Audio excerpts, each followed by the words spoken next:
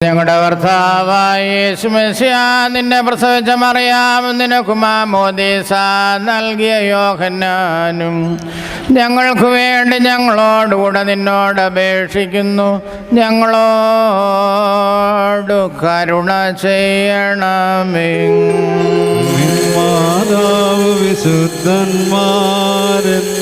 തൻ പ്രാർത്ഥനയാൽ സ്വർഗപിതാവിന്നേകസുത വചനമതാം രാജാധീശ നിന്നെ വാഴ്ത്തും ഞാൻ. സഹജമതായി വൃതിരഹിത കാരുണ്യത്താൽ മാത്യന്മാർതൻ വർഗത്തിന് മുഴുവൻ ജീവനതും രക്ഷയുമേകാനാഗതനായി